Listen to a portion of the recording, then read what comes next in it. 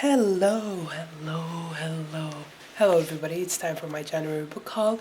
For this month I've read 8 books, 6 of them are actual novels and 2 of them are a graphic novel and a volume of a comic book. So I'm gonna start with the books, then I'm gonna move on to the graphic novels, comics. So the first novel I've read this month was A Darker Shade of Magic by V.E. Schwab. This is about a alternative London, or 4 alternative Londons, and a traveler who can move between them to move messages. And he meets also a pirate named Lila or Delilah. And there's a lot of talk about dark and light magic and those kind of stuff. I've enjoyed this book. I have a thing with V.E. Schwab's writing. It's not that I don't like it. On the contrary, I really like it, but it's the fact that she takes too long to explain stuff that it just didn't do it for me. The next book I read is Blue Lily Lily Blue, the 3rd book in the Raven Cycle series by Maggie Stiefvater. I did not like this as much as I've liked The Dream Thieves, though I will say it's very good and it makes me very excited for The Raven King. I can't say what it's about because spoilers, it's the 3rd book, so if you know the story of the Raven Boys, it's about the Blue Sergeant who with a family of... She is a family psychic and she's the only one who's not the psychic in the family. She meets the Raven Boys, Noah, Gansey, Adam, and Ronan. And this is the continuation of the story. To be honest, there's a plot twist that happened in the book that just caught me off guard, and I'm makes me very, very excited for The Raven King. The next book I've read is Why We Broke Up by Daniel Handler. This is the story of Ed and Min, and she sends him back stuff telling him why they broke up. The thing that made me like this book, more than I should like it, was the illustrations, because they're very, very pretty. I hope they're clearing up on the camera. But other than that, the story just felt flat for me, and the characters were not relatable at all. And I know that Daniel Handler is doing something amazing where he's faking plots and movie actors because Min is a film buff.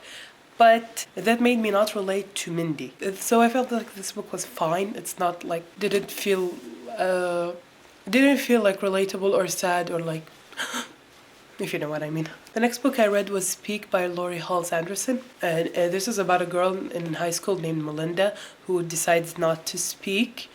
And in the story you get the reason why she stopped speaking. And this book discusses a very heavy subject, and it discusses it well. The writing style for me felt a little bit annoying, but I liked the story overall. The next book I read, and the only 5-star book in this wrap-up, High Rise by J.G. Ballard. My friend Max got me this book, and as soon as she got me, the day she got me this book, I started reading it because I couldn't wait. The story is about a high-rise. The classes of the high-rise are segregated. The first 10 floors are the lower class, the middle class is 20 to 35, and then after that comes the high class, and then all hell breaks loose, basically. For me, I describe it to my friends as Lord of the Flies, but in high-rise. And this book is messed up. I mean, I wanted to read this book because the story was interesting at first, and a movie's coming out starring my favorite person of all time, Tom Hiddleston. So that's why I wanted to read the book, but it is so messed up. Some scenes just leave me speechless on how does humanity allow people to be like that?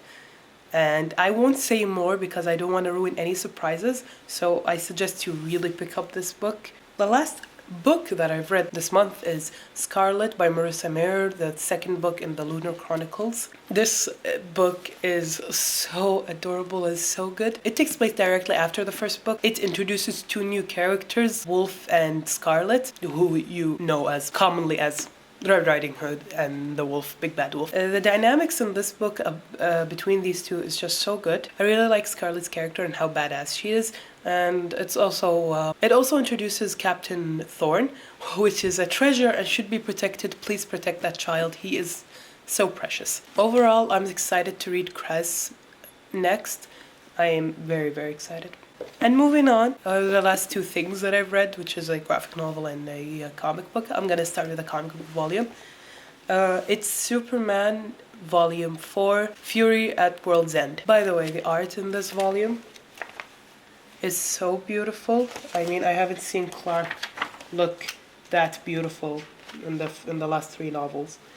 And this is about a Kryptonian man coming to the future after Krypton's destruction, and he wants to bring back Krypton, but on the price of losing Earth. So Superman is like conflicted, but he wants to keep Earth and not bring back Krypton. And in the story, there's Superboy and Supergirl thrown in.